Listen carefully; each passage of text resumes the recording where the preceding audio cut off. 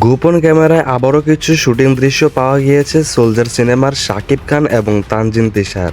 দর্শক, আপনাদেরকে আমি একটা নিউজ দিতে চাই, সেটা হচ্ছে সোলজার সিনেমার শুটিং একদম কমপ্লিট হয়ে গিয়েছে।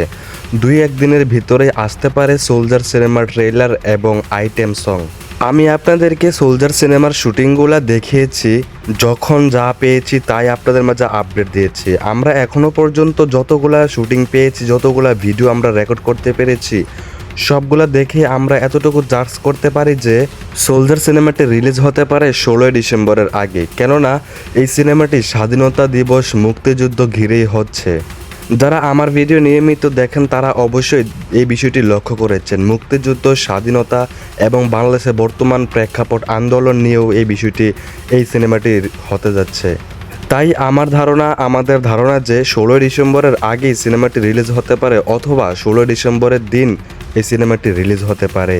এবার আমরা যে শুটিং দৃশ্যটি রেকর্ড করতে পেরেছি, সেখানে আমরা দেখেছি শাকিব খানকে একদম আর্মি হিসেবেই দেখা গিয়েছে। আমরা এর আগের ভিডিওতে শাকিব খানকে জাস্ট দেখেছিলাম যে সে আর্মির প্যান্ট পরে আছে, গায়ের মধ্যে তার কোট ছিল, শার্ট ছিল, কিন্তু এবার আমরা দেখতে পাচ্ছি তার শরীরের মধ্যে আর্মির পোশাক, আর্মির শার্ট এবং আর্মির প্যান্ট। তার মানে বোঝা যাচ্ছে সে আর্মি হিসেবেই এই সিনেমাটিতে কাজ করতেছে। এবারে ফুটেজে তানজিন তিশাকে আমরা দেখতে পেয়েছি একটি হসপিটালের মধ্যে কারোর সাথে কিছু কথা বলতেছে। আমরা এখনো পর্যন্ত যতটুকু ফুটেজ পেয়েছি, যতগুলা ভিডিও পেয়েছি, সবগুলা ভিডিওর আপডেট আমি আপনাদেরকে দিয়েছি। আর সবগুলা ভিডিওর আপডেট দেখে আমরা যতটুকু বুঝতে পারতেছি যে এই সিনেমাটি, সোলজার সিনেমাটি খুব সুন্দর একটি সিনেমা হতে যাচ্ছে। বাংলাদেশের বর্তমান প্রেক্ষাপট নিয়ে সিনেমাটি হবে এটা আমরা শিওর করতে পারি আমরা যে ভিডিওগুলো গোপন ক্যামেরায় পেয়েছি সেগুলো দেখেই।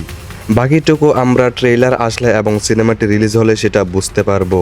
কবে কখন ট্রেলার আসবে এবং সোলজার সিনেমার আইটেম সং আসবে, সব কিছুই আমি আপনাদেরকে আপডেট জানিয়ে দেব। সোলজার সিনেমার সব কিছুর আপডেট পেতে অবশ্যই আপনারা আমার চ্যানেলটি সাবস্ক্রাইব করে রাখবেন। আজকের ভিডিও এতটুকু পর্যন্তই। ভিডিওটি ভালো লাগলে শেয়ার করে দিবেন।